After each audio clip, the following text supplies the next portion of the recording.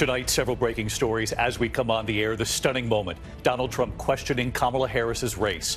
Also breaking at this hour, the accused mastermind behind the 9/11 attacks and two co-conspirators have just reached a plea deal. What this means. And the major news from the Olympics tonight, American swimmer Katie Ledecky breaking her own Olympic record. First tonight, former President Donald Trump, defensive and combative as he took questions at the National Association of Black Journalists Convention, questioning Vice President Kamala Harris's race.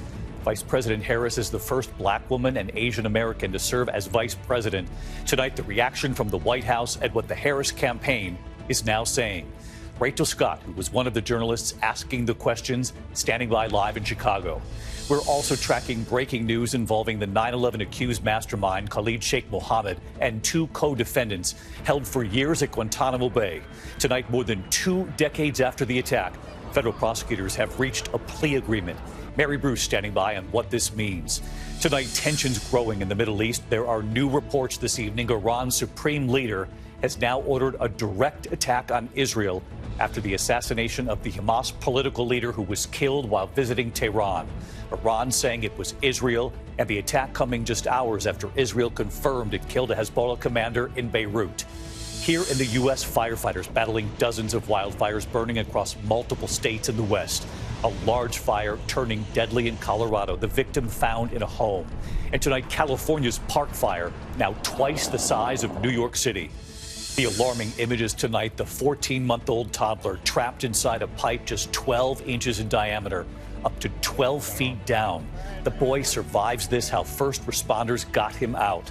The shark bite off Hilton Head Island tonight, 2 shark attacks there just days apart. Tonight, after 34 years in prison, a former inmate goes free for a murder he did not commit. The lunch meat recall tonight, 7 million pounds of deli meat possibly contaminated with listeria. American swimmer Katie Ledecky breaking her own record at the Summer Games today. And America Strong tonight, the father and daughter Olympic swimmers winning the same medal for the same event, 32 years apart to the day. From ABC News World Headquarters in New York, this is World News Tonight with David Muir. Good evening, and we begin tonight with breaking news on 2 fronts. We have just learned more than 2 decades after the 9/11 attack, the accused mastermind of the attack and 2 co-conspirators have now reached a plea deal with federal prosecutors. What this means in a moment. But we do begin tonight with former President Trump, combative as he took questions at the National Association of Black Journalists Convention in Chicago. Trump questioning Vice President Kamala Harris's race. Vice President Harris is the first black woman and Asian American to serve as vice president. Trump trying to cast doubt on Kamala Harris's racial identity, but was fact-checked on that stage by our own Rachel Scott, who was one of the journalists asking the questions today. Tonight, the White House responding and what the Harris campaign is now saying. Rachel Scott leading us off from Chicago. Tonight, in an often contentious forum before the National Association of Black Journalists, former President Donald Trump challenging Vice President Kamala Harris's racial identity. It came after I asked Trump about his supporters' attacks on Harris as a, quote, DEI hire. DEI being short for diversity, equity, and inclusion. Do you believe that Vice President Kamala Harris is only on the ticket because she is a black woman? Well, I can say, no, I think it's maybe a little bit different. So I've known her a long time indirectly, not directly very much. And she was always of Indian heritage, and she was only promoting Indian heritage. I didn't know she was black until a number of years ago when she happened to turn black, and now she wants to be known as black. So I don't know, is she Indian or is she black? She has always identified as a black woman. She went to a historically black college. I respect either one, but she obviously doesn't, because she was Indian all the way, and then all of a sudden she made a turn and she became a black person. Just to be clear, sir, do you believe that she is... I think somebody should look into that too when you ask continue in a very hostile, nasty tone. It's a direct question, sir. Do you believe that Vice President Kamala Harris is a DEI hire, as some Republicans have said? I really don't know. I really don't know. Could be. Harris is both the first black woman and the first Asian American to serve as vice president. She graduated from Howard University, is a member of a historically black sorority, and when she was elected senator, she joined the Congressional Black Caucus. Tonight, the White House calling Trump's words insulting. What you just read out to me is repulsive, it's insulting, and, you know, no one has any right to tell someone who they are. Trump was also asked about his running mate, Ohio Senator J.D. Vance, who has been on defense for past comments calling women without children childless cat ladies who are miserable. Harris Faulkner of Fox News asking, when you look at J.D. Vance, is he ready on day one? Does he what? Ready on day one, if he has to be. I've always had great respect for him, and for the other candidates too. But historically, the choice of a vice president makes no difference. You're voting for the president, and you can have a vice president who's outstanding in every way, and I think J.D. is. I think that all of them would have been. But you're not voting that way. You're voting for the president. You're voting for me. Trump not answering whether Vance is ready on day one. I also asked Trump about his pledge to pardon those convicted in the January 6th riot. When Time magazine asked you if you would consider pardoning all the rioters, you said, yes, absolutely. Sure. You called them patriots. 140 police officers were assaulted that day. Were the people who assaulted those 140 officers, including those I just mentioned, patriots who deserve pardons? Well, let me bring it back to modern day, like about 5 days ago. Trump then talking about the recent anti-Israel protests in Washington, protesters defacing monuments. But I asked him again, would he pardon the January 6 rioters convicted of assaulting police officers? My question is on those rioters who assaulted officers. You have to would you pardon what's those going to people? happen? Oh, absolutely, I would. You would pardon those? If they're innocent, I would pardon them. They've been convicted. And by the way, the Supreme Court just they were convicted by a very tough system. Rachel Scott with us live tonight from Chicago. Rachel, let's get back to the vice president and these questions about racial identity. You fact-checked the former president in real time. Obviously, we know the facts here. How is the Harris campaign responding to this tonight? David, tonight the Harris campaign is not directly responding to those attacks from former President Donald Trump on Harris's racial identity, but they did release this statement saying, quote, the hostility Donald Trump showed on stage today is the same hostility he has shown throughout his life, throughout his term in office, and throughout his campaign for president. They add, Trump has already proven he cannot unite America, so he attempts to divide us. David. Rachel Scott, among the moderators asking the questions today. Rachel, thank you. We turn now to the breaking headline. The accused mastermind of the 9/11 terror attack and two co-defendants have reached a plea deal. Authorities say they will now plead guilty to multiple charges, including the murder of 2,976 people, reportedly to be spared the death penalty. Khalid Shaikh Mohammed, the alleged mastermind, and the two alleged co-conspirators have been held at Guantanamo Bay for years now. ABC's chief White House correspondent Mary Bruce with the details just now coming in. Tonight, the accused mastermind of the 9/11 terror attacks and two other defendants striking plea deals with prosecutors that will allow them to avoid the death penalty. In addition to Khalid Shaikh Mohammed, Walid bin Attash and Mustafa al-Hassawi have agreed to plead guilty. The New York Times reporting war court prosecutors sent a letter to family members of the victims of the attacks, saying in exchange for the removal of the death penalty as a possible punishment, these three accused have agreed to plead guilty to all of the charged offenses, including the murder of the 2,976 people listed in the charge sheet. All three are currently being held in Guantanamo Bay, where they are expected to remain for the rest of their lives. The Pentagon has not released details of the deal publicly, but the trials of the 9/11 conspirators has been delayed for years. Last September, President Biden rejected a set of demands that had formed the basis of the plea negotiations. Some of the victims' families had expressed outrage when word came last year that a plea deal was in the works. Now tonight, I am told that the president and the White House played no role in this process. The president has now directed his team to consult where appropriate with officials and lawyers at the Department of Defense on this matter, David. Mary Bruce live at the White House with the breaking news. Mary, thank you. To the rising tensions tonight in the Middle East, there are new reports this evening that Iran's supreme leader has now ordered a direct attack on Israel after the assassination of the Hamas political leader who was killed, Iran says, by an Israeli airstrike while visiting Tehran. The attack coming just hours after Israel confirmed it killed a Hezbollah commander in Beirut. ABC's Matt Rivers from Tel Aviv. Tonight, the Middle East on a knife's edge after the top political leader of Hamas was killed in Tehran.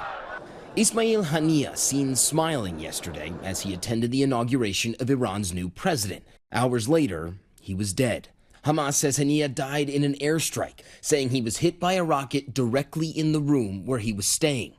Israeli officials have had no public comment on the Tehran attack, but Iran's supreme leader vowed to take revenge. The New York Times tonight, quoting Iranian sources, reports Ayatollah Ali Khamenei has issued an order to strike Israel directly. It all comes just hours after Israel publicly acknowledged targeting and killing a top Hezbollah official in an airstrike in a suburb of Beirut, Lebanon. Both Hamas and Hezbollah are backed by Iran. The two dramatic attacks raising real fears of escalation of an all-out war across the region. Tonight, Israeli leader Benjamin Netanyahu did not mention the Hamas leader's assassination, but said Israel had delivered, quote, crushing blows to Iranian proxies, warned the days ahead would be challenging, and that a, quote, heavy price would be paid by any aggressors. Last April, Iran retaliated against Israel with hundreds of missiles and drones after a deadly Israeli airstrike on the Iranian embassy in Damascus. Most were shot down with the help of the U.S. and others. Today, Secretary of State Antony Blinken saying the U.S. was not aware of or involved in the Tehran attack. What I do know is the enduring imperative of getting the ceasefire, and what I do know is we'll continue to work at that every day. But the slain Hamas leader Haniya was a key figure negotiating with Israel on a potential ceasefire and hostage exchange. The fate of those talks now in doubt. One senior Hamas official said today a deal had been, quote, close, but that the talks were now, quote, meaningless. Here in Israel tonight, hostage relatives tormented by what might be next. We, as hostage families, as you can imagine, are just pawns in this game that's been going on for so tremendously long. It's just unthinkable. Let's bring in Matt Rivers from Tel Aviv tonight. Matt, these families of the hostages understandably distressed by the impact of this killing of a Hamas leader who was involved in these potential ceasefire and hostage talks. And now tonight, the Ayatollah's threat of revenge on Israel, all of this obviously extremely concerning there.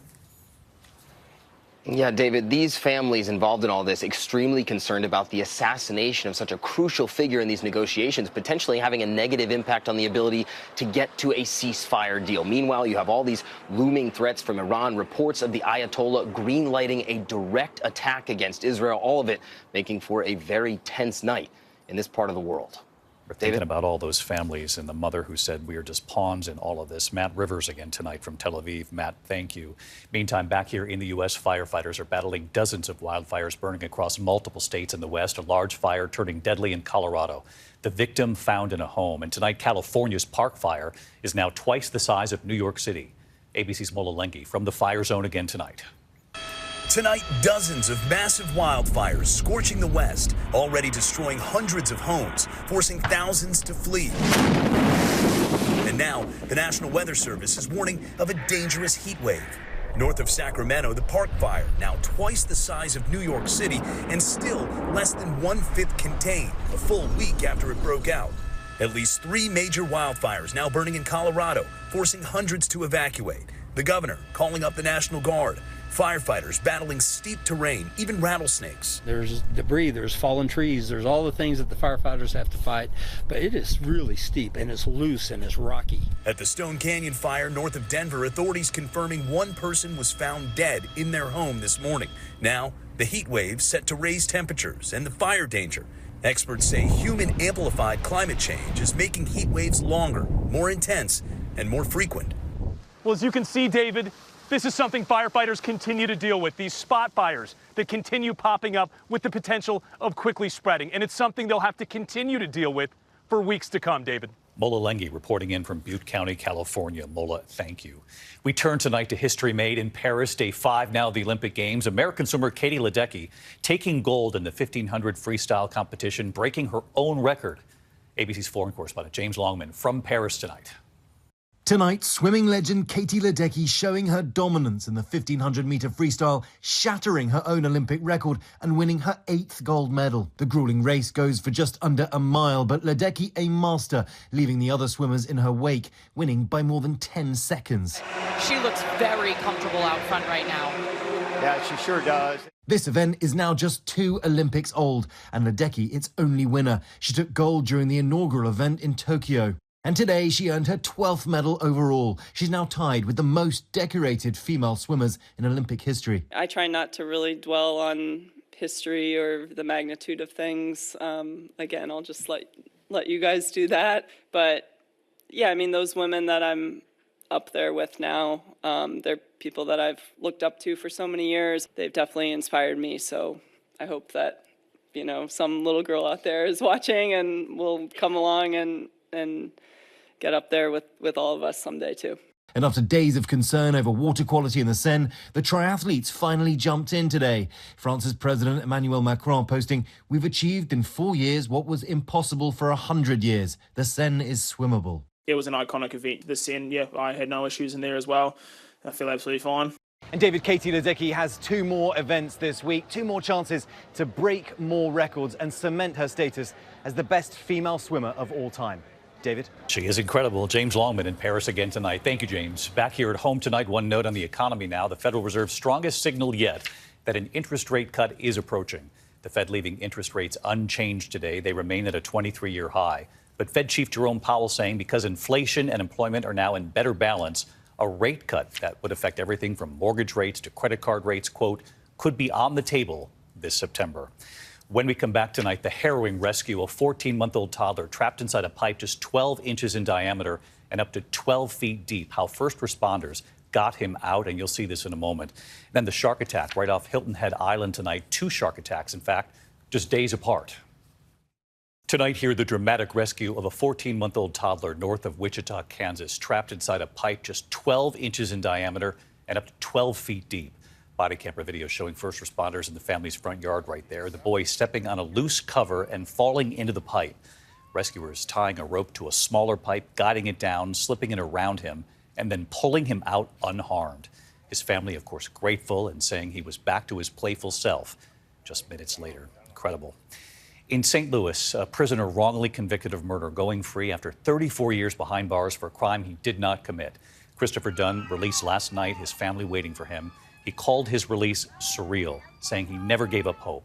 He was sentenced to life in prison for shooting and killing a 15-year-old boy in 1991, a judge overturning his conviction after new evidence emerged. When we come back here tonight, the lunch meat recall, an additional 7 million pounds of deli meat, and the shark attack right off Hilton Head Island. To the index of other news, and tonight the deli meat recall. Boar's Head is expanding its recall to include an additional 7 million pounds of deli meat, possibly contaminated with listeria. At least 34 illnesses have been reported in 13 states. 2 patients have died since the start of the outbreak. The recall includes multiple deli products, including ham, bologna, and liverwurst. We have much more on our website for you. We have learned tonight there was a shark attack off South Carolina's Hilton Head Island. A swimmer recovering after a shark bit him on the foot. While he was wading chest deep in the water, he got himself back to the beach. He got 9 stitches to close the wounds. Authorities say 2 shark attacks occurring there just days apart. When we come back tonight, America Strong, the father and daughter winning the same Olympic medal 32 years apart to the day. Funny tonight here, America Strong, like father, like daughter at the Olympics. Tonight, the extraordinary Olympic achievement now shared by both a father and daughter. Team USA swimmer Katharine Berkoff winning bronze in the 100-meter backstroke. There she is with her medal at the podium. And now, take a look at this image. Her father at the 1992 Summer Olympics in Barcelona, 32 years ago to the day. David Berkoff, incredibly, he won the bronze medal for the same event, the 100-meter backstroke. All these years later, after the win this time, Katharine saying of her dad, "He was my first inspiration. I wouldn't be where I am today without him. It's been really special to follow in his footsteps."